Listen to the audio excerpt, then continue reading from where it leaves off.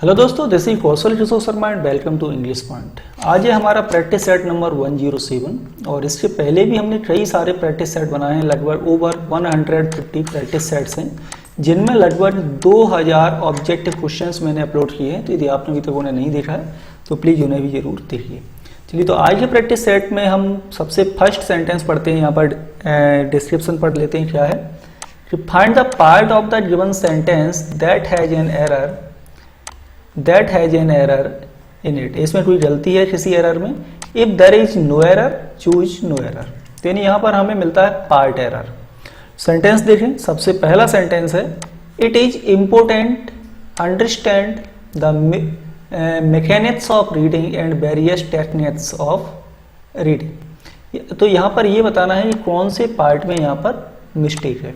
आप लोग भी कमेंट करके ये बताते जाइए कि यहाँ पर कौन से पार्ट में मिस्टेक हो रही है। तो सबसे पहले देखिए कि हम सेंटेंस स्टार्टिंग में देखते हैं तो हमें यहाँ पर क्या मिलता है कि इट इज इम्पोर्टेंट।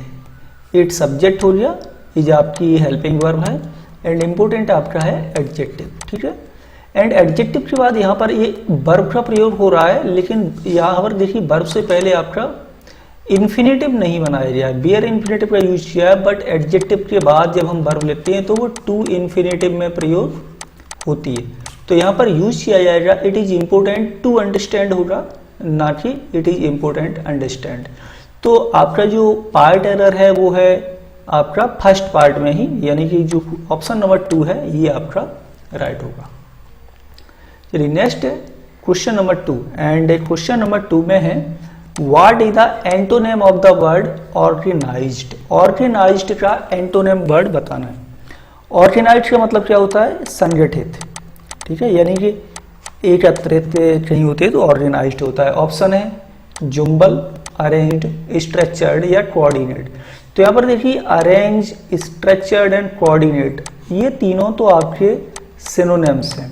ठीक है, लेकिन जुम्बल मतलब क्या होता है? तितर बितर होना। ऑर्गेनाइज्ड का मतलब क्या होता है? संगठित। ठीक है, तो ये इसका राइट ऑप्शन होगा, यानी कि जुम्बल ऑर्गेनाइज्ड का एंटोनिम होगा। तो आपका क्वेश्चन नंबर 2 का जो राइट ऑप्शन है वो है ऑप्शन नंबर 1। नेक्स्ट है question number 3 and question number 3 में है देखिए सबसे पहले a sentence has been given with a blank to be filled with an appropriate word. और यहाँ पर हमें करेक्ट ऑप्शन को फिल करना है। क्वेश्चन देखते हैं क्या है कि if you ask the bread winner of a family which determines his spending the answer will be. यानी यदि आप किसी परिवार का जो ब्रेड विनर है, यानी कि जो घर चलाता है, यदि आप उससे पूछते हो कि उसकी जो स्पेंडिंग है वो किस पर डिटरमाइंस करती है, किस पर निर्भर करती है, तो उसका आंसर क्या होगा? ये आंसर विल बी टैक्स पर, इनकम पर, रेंट पर या फूड पर।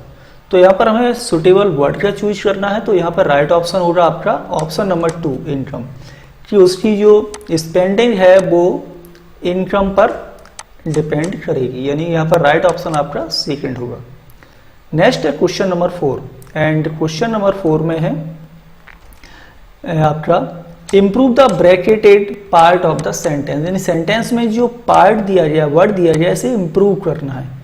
सेंटेंस पढ़ते हैं law of demand establishes the relationship between dash, यहाँ पर डिमांड का करेक्ट फॉर्म भरना है, of a product and its price. यानी कि जो डिमांड होती है, जो डिमांड का नियम है वो इस्टेब्लिश करता है रिलेशनशिप किसमें? Demanding of A product and its price, या फिर डिमांडेड होगा या वैल्यू होगा या डिमांड होगा। तो सबसे पहले देखिए कि जो हमारा बीच में क्या लगा हुआ है यहाँ पर ऑफ प्रपोजिशन। ठीक है, तो और इसके बाद है ए प्रोडक्ट। प्रोडक्ट आपका क्या है? नाउन है। तो यहाँ भी आपका क्या होना चाहिए? नाउन ही होना चाहिए। ठीक है, तो डिमांड आपका नाउन भी होता है एंड डिमांड आपकी वर्ब भी होती है। तो राइट ऑप्शन यहाँ पर होगा क्वेश्चन नंबर 4 का 4, demand of A product and its price.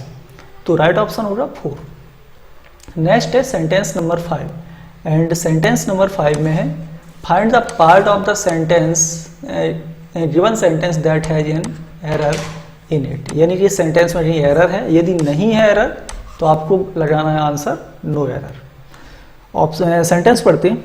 Sentence है the poet must used his emotions to pay his provisional bills. तो यहाँ पर बताना है कौन से पार्ट में मिस्टेक है। सबसे पहले देखते हैं द पोइट, तो यानी कि ये प्रोविजनल बिल्स की बात हो रही, तो हम किसी पर्टिकुलर पोइट की बात कर रहे हैं, तो यहाँ पर आर्टिकल द का यूज किया गया है, राइट है। इसके बाद ये हमारी एक्जुलरी वर्ब यानी कि मॉडल वर्ब लगी हुई है मस्ट, एंड कोई भी मॉडल वर्ब होती है can, could, may, might, must, will, would, shall, should, इनके बाद हमेशा वर्ब की फर्स्ट फॉर्म आती है, ना कि पास्ट सिंपल फॉर्म या पास्ट पार्टिसिपल फॉर्म। तो यूज्ड के स्थान पर हमें यहाँ पर यूज का प्रयोग करना है, ना कि यूज्ड। तो किस पार्ट में मिस्टेक है आपकी? पार्ट नंबर 2 में। तो राइट ऑप्शन होगा आपका ऑप्शन नंबर 3। चलिए नेक्स्ट है question number 6, and question number 6 में है a sentence has been given with a blank to be filled with an appropriate word, यानी यहाँ पर हमें यूज करना है एक word, fill in the blanks है।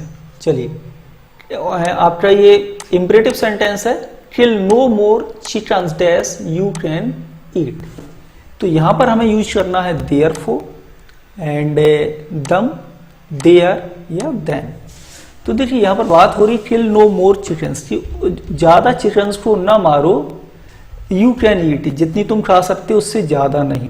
तो यहाँ पर क्या है, हमें यूज करना होगा प्रपोजिशन हमारा, सॉरी यहाँ पर आपका कंजंक्शन यूज होगा देन, देन यहाँ पर कंजंक्शन है, तो यहाँ पर देन का प्रयोग किया जाएगा। राइट ऑप्शन होगा आपका इसमें आंसर नंबर 4।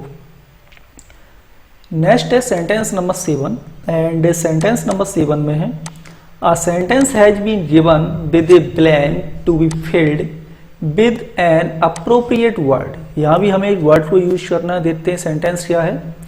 तो सेंटेंस है हमारा it is wed age in the 70s that pop music regained popularity.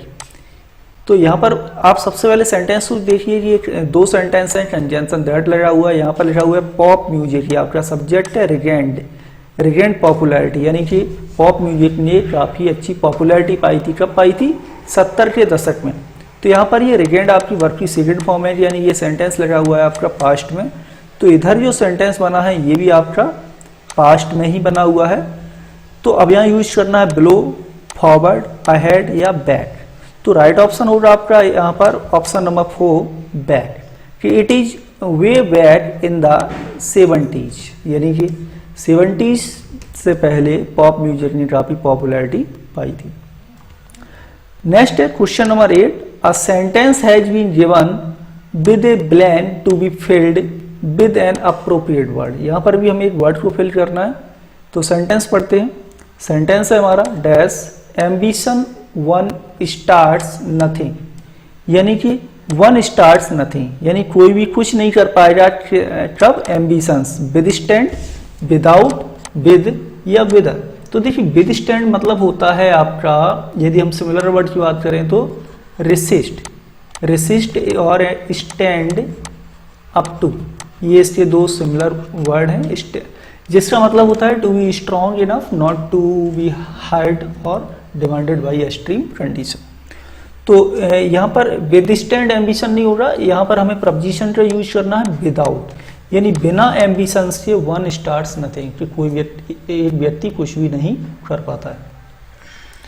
Next है sentence number 9, and sentence number 9 में है improve the bracketed part of the sentence. तो यहाँ पर हमें ये करेक्ट फॉर्म में भरना है, इम्प्रूव करना है। सेंटेंस है he knocked on the Mohan's front door but no one came to door. तो सबसे पहले हम पूरा सेंटेंस देखते हैं। ये 2 सेंटेंस हैं, कंजंक्शन है आपका बट, ये सेंटेंस आपका सब्जेक्ट हो गया, केम आपकी वर्ब की सेकंड फॉर्म है, तो यानी कि ये सेंटेंस हमारा लिखा हुआ है पास्ट में। या बट कंजंक्शन से पता चलता है कि आपका कोऑर्डिनेट क्लॉज है। कैसा क्लॉज है? कोऑर्डिनेट क्लॉज है। कोऑर्डिनेट क्लॉज में क्या होता है, दोनों सेंटेंस जो होते हैं ना, ये दोनों प्रिंसिपल क्लॉज ही होते हैं, तो सेम टेंस बनना चाहिए। तो इधर जो यहाँ पर आपका यूज हुआ है, ये भी आपका पास्ट टेंस में ही यूज किया जाएगा। तो यहाँ पर हो जाएगा he knocked on the Mohan's front door but no one came to the door. तो राइट ऑप्शन आपका होगा, फर्स्ट नहीं होगा, सेकंड नहीं, थर्ड नहीं, फोर्थ होगा, नॉट यहाँ पर यूज किया जाएगा, राइट। चलिए नेक्स्ट है क्वेश्चन नंबर 10। क्वेश्चन नंबर 10 में है improve the bracketed part of the sentence.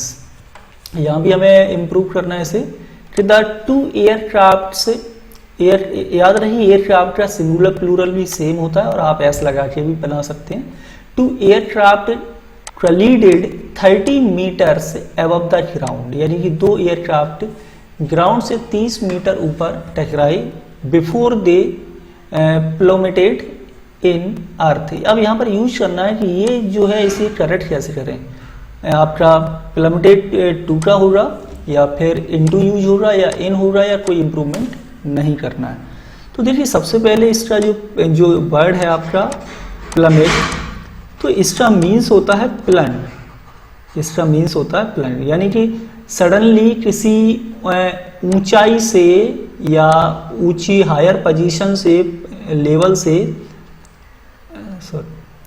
Higher level से नीचे आना, है ना। यानी इंग्लिश में बोले तो ऐसे कह सकते हैं to fall suddenly and quickly from a high level of position. तो यहाँ पर देखिए इसके बाद जो प्रपोजिशन यूज किया जाता है वो किया जाता है आपका फर्स्ट वन प्लमेटेड टू। तो टू प्रपोजिशन का यहाँ पर यूज किया जाएगा, ना कि आपका इन। तो राइट ऑप्शन होगा आपका फर्स्ट। नेक्स्ट है question number 11 and question number 11 में है improve the bracketed part of the sentence. Sentence है one day a conceited hare who thought he was, यहाँ पर हमें सही भरना है, मेट एन ओल्ड टॉर्टोइज।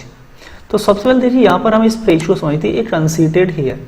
इसका कंसीट मतलब होता है ईगोइस्ट, यानी कि वो सोचता है कि वही इस दुनिया में सबसे, यानी जो भी है वो वही है, इस तरह से अर्थ आएगा।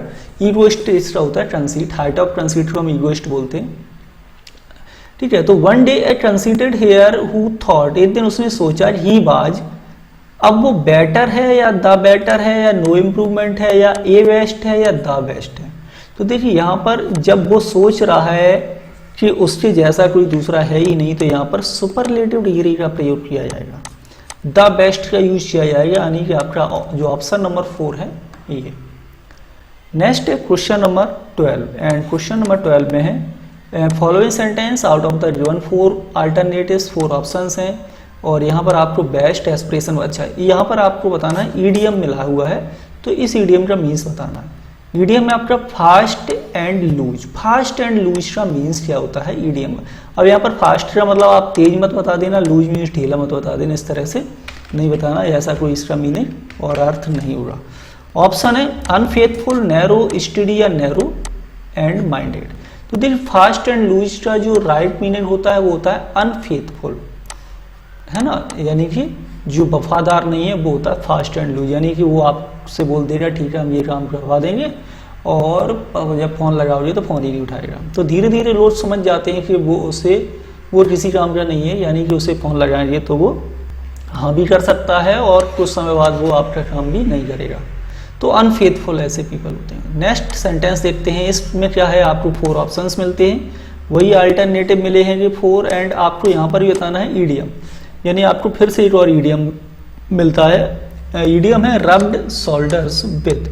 इस ईडीएम का मतलब क्या होता है। ऑप्शन है फ्लैटर, चापलूसी करना, डांस विद, डांस करना, to come into close contact with, किसी के बहुत नज़दीक आना, या फिर एग्री विद, किसी से सहमत होना। तो रब्ड शोल्डर्स विद का मीन्स होता है to come into close contact with, यानी किसी का बहुत घनिष्ठ हो जाना या उसकी नज़दीकियाँ बढ़ना किसी से। तो ऑप्शन नंबर जो 3 होगा ये यहाँ पर आपका राइट होगा। नेक्स्ट है क्वेश्चन नंबर 14 एंड इसमें है आपका एक वर्ड जिसका बताना है, हमें अपोजिट वर्ड बताना है एंड वर्ड है आपका जुबिलेटेड। जुबिलेटेड आपका जुबिलेंट से बना है, यानी जुबिलेट का मतलब होता है प्रसन्न, हैप्पी। जुबिलेंट मूड होता है, हैप्पी मूड होता है। ऑप्शन है around, brag, sad and glory. तो यहाँ पर देखिए अराउंड तो आपका प्रपोजिशन हो गया, आसपास हो जाएगा। जो ब्रैग का मतलब होता है मतलब बूस्ट, ब्रैग मीन्स होता है बूस्ट, यानी कि सेक ही मारना, ठीक है। एंड सैड मतलब होता है दुखी, ग्लोरी ये आपका सानोस हो गया, इस तरह से अर्थ आएगा। तो जुबिलेंट मतलब क्या होता है आपका, जुबिलेंट मीन्स होता है वही प्रसन्न एंड इसका जो अब राइट ऑप्शन होगा वो कौन सा हो जाएगा, सैड। दुखी, तो ये इसका अपोजिट होगा। ठीक है, तो राइट ऑप्शन होगा क्वेश्चन नंबर 14 का ऑप्शन नंबर 3। नेक्स्ट है सेंटेंस नंबर 15। इसमें भी आपको एक वर्ड मिलता है जिसका बताना है हमें अपोजिट, एंड आपको यहाँ पर वर्ड दिया गया है वेटिफिक। वेटिफिक क्या होता है आपका? वेटिफिक मीन्स होता है ग्रेट जॉय या पीस, या ऐसे है showing great joy and piece.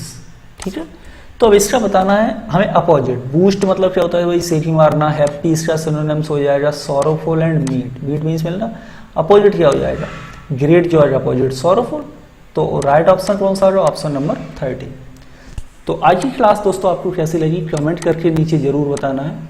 यदि पसंद आए तो इसे अपने दोस्तों के साथ शेयर करना, और जितने भी लोग हमारे चैनल पर पहली बार आए हों वो हमारे चैनल को सब्सक्राइब जरूर करें। Thank you for watching this video.